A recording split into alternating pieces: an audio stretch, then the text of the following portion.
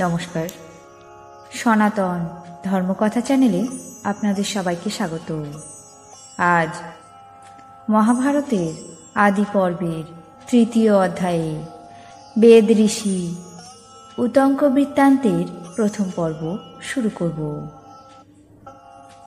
নারায়ণং নমস্কৃত্য নরং চৈব নরোত্তমং দেবীং সরস্বতীং ব্যাসং ততো জয়মুদীরয়েৎ।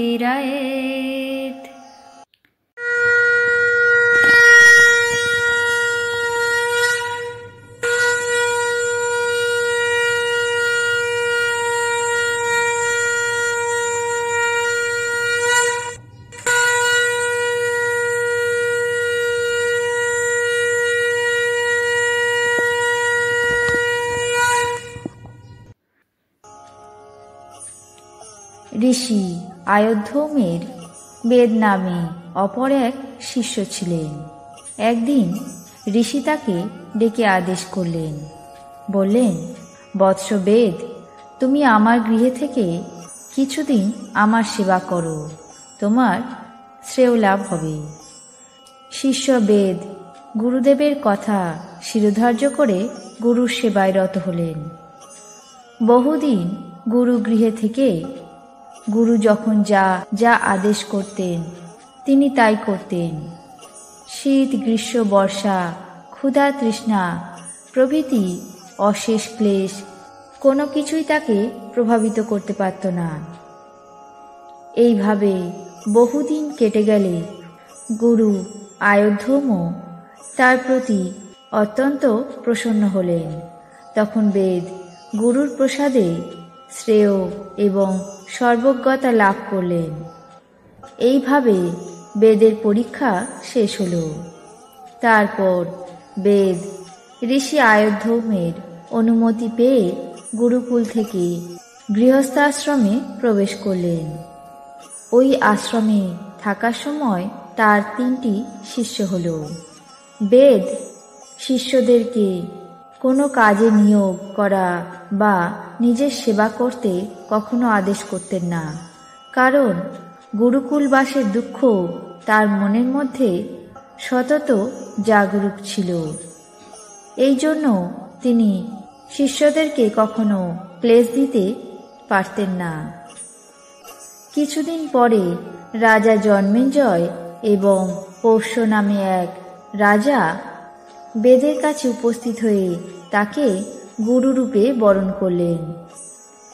একদিন পুজোর কাজের জন্য অন্য এক জায়গায় যাওয়ার সময় উতঙ্ক নামে এক শিষ্যকে আদেশ করলেন, বৎস উতঙ্ক, আমার অনুপস্থিতিতে এখানে যা কিছুর অভাব ঘটবে তুমি তৎক্ষণাৎ তা সম্পন্ন করবে। শিষ্য উতঙ্ককে এমন আদেশ দিয়ে গুরু বেদ প্রবাসে গমন করলেন। উতঙ্ক গুরুকুলে বাস করে গুরুর আজ্ঞা পালন করতে লাগলেন। একদিন গুরুপত্নীরা উতঙ্ককে আহ্বান করে বললেন, তোমার গুরুমাতা ঋতুমতী হয়েছেন, এই সময় তোমার গুরুদেব এই গৃহে নেই, যাতে তার ঋতু ফলহীন না হয় তুমি তাই করো, সময় চলে যাচ্ছে। উতঙ্ক এমন অসঙ্গত কথা শুনে বললেন, আমি স্ত্রীলোকের কথায় এমন কুকর্মে কখনো প্রবৃত্ত হতে পারি না এবং গুরুদেব আমাকে অন্যায় আচরণ করতে কখনো বলে যাননি। কিছুদিন পর উপাধ্যায় প্রবাস থেকে আশ্রমে চলে এলেন। উতঙ্কের সুচরিত আদ্যপান্ত শুনে অত্যন্ত প্রসন্ন হলেন এবং তাকে বললেন, বৎস উতঙ্ক, তোমার কি প্রিয় কার্য অনুষ্ঠান করব বলো। তুমি ধর্মত আমার শুশ্রূষা করেছ, তাতে আমি অতিশয় সন্তুষ্ট হয়েছি। অতএব এখন তোমাকে আশীর্বাদ করছি, তোমার সকল মনের ইচ্ছা সফল হোক। এখন তুমি গমন করো।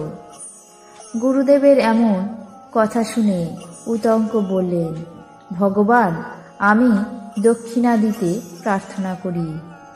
কারণ এমন শ্রুতিতে আছে যে যিনি দক্ষিণা গ্রহণ না করে শিক্ষা দান করেন এবং যে ব্যক্তি দক্ষিণা না দিয়ে অধ্যয়ন করে তাদের মধ্যে একজন মৃত্যু বা বিদ্বেষ প্রাপ্ত হয়। অতএব আপনি অনুমতি করলে আপনার ইচ্ছানুরূপ দক্ষিণা আমি দিতে পারি। ঋষি বেদ বললেন, বৎস উতঙ্ক, অবসরক্রমে আমি তোমাকে সেই দক্ষিণা চেয়ে নেব। উতঙ্ক আর একদিন গুরুকে নিবেদন করলেন, মহাশয় আজ্ঞা করুন, কেমন দক্ষিণা আপনার প্রয়োজন তা আমি এখনই দিতে পারি। সেই কথা শুনে গুরুদেব বললেন, বৎস উতঙ্ক, গুরু দক্ষিণা সংগ্রহ করবে বলে আমাকে বারবার জিজ্ঞাসা করছো। অতএব তোমার গুরুমাতাকে গিয়ে বলো, তার যা অভিরুচি সেইরূপ গুরু দক্ষিণা তুমি সংগ্রহ করো। উতঙ্ক উপাধ্যায়ের আদেশ অনুযায়ী গুরুপত্নীর সামনে গিয়ে বললেন, মাতা, গুরুদেব আমাকে আপনার কাছে এসে জিজ্ঞাসা করতে বলেছে, আপনার ইচ্ছা অনুযায়ী গুরু দক্ষিণা দিয়ে আমি ঋণ মুক্ত হতে পারি। বলুন, কি দক্ষিণা আপনার অভিপ্রেত? গুরুপত্নী বললেন, বৎস, পৌষ্যরাজের ধর্মপত্নী যে কুণ্ডলদ্বয় ধারণ করে আছে তা এনে আমাকে দাও। আগামী 4 দিনে এক ব্রত উপলক্ষে মহাসমারোহ হবে। সেই দিন আমি ওই 2 কুণ্ডল ধারণ করে নিমন্ত্রিত ব্রাহ্মণদের পরিবেশন করব। অতএব তুমি শীঘ্রই যাও।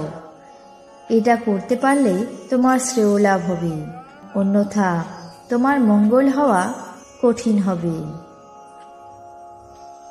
আজ মহাভারতের আদি পর্বে 3য় অধ্যায়ে বেদ ঋষি উতঙ্ক বৃত্তান্তের 1ম পর্ব এখানে শেষ করছি।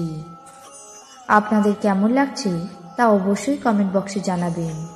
চ্যানেলটিকে সাবস্ক্রাইব করবেন, লাইক করবেন, শেয়ার করবেন। ধন্যবাদ।